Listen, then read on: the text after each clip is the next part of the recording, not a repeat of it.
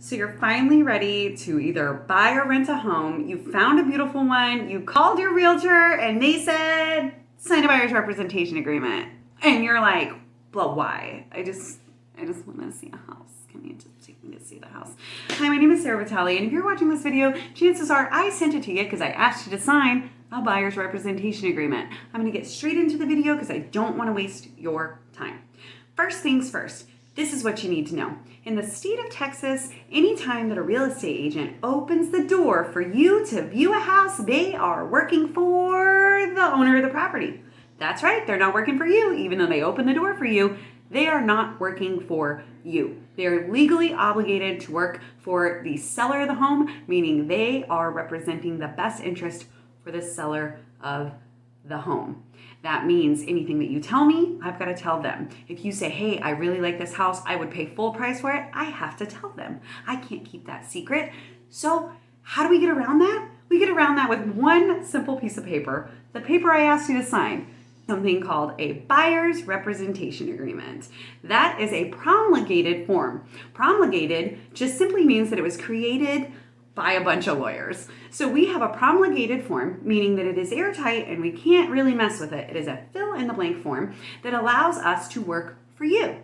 A buyer's representation agreement is not a contract between me and the home seller. It is a contract between me, your realtor, and you, the client. It is an obligation for me to work for you.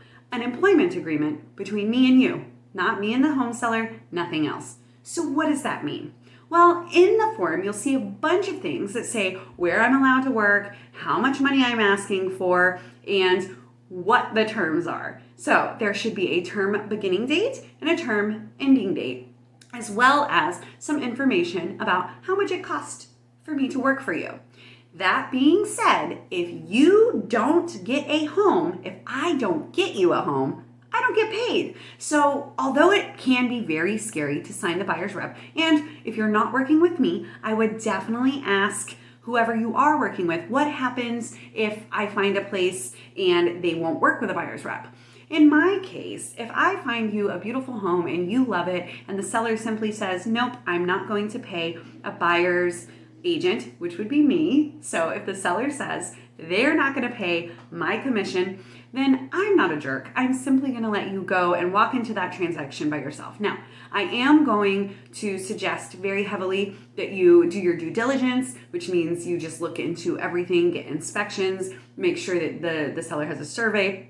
Hire a real estate lawyer because they can help you in these types of situations.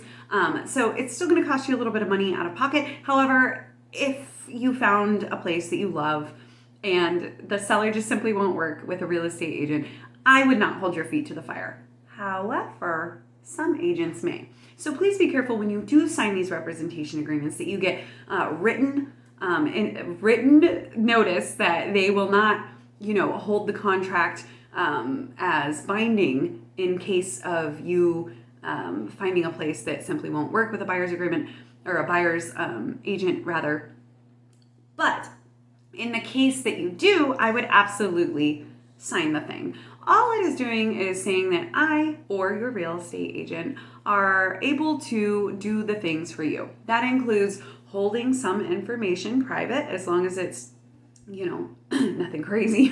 Don't tell me you murdered someone because then I'm going to tell on you. But as long as you know that when you sign that buyer's representation agreement, that your realtor is actually working for you. That means that you can give them sensitive information that they do not disclose to the seller. It means that they can help you understand terms, fill out paperwork, they can negotiate for you, they can walk you through all of the steps of either renting or purchasing a home. However, you do need to understand that it is a contractual agreement between you and your realtor. So I hope that this helps. I know it is very scary to sign paperwork, especially when you're like, hey, I just want to see this house. But it does a couple of things. It protects you from being unrepresented when purchasing or renting a home, as well as it protects the real estate agent too, because it shows us that you are a serious buyer or renter. So I hope this video helps. I hope it wasn't too long, and I hope you'll sign the agreement.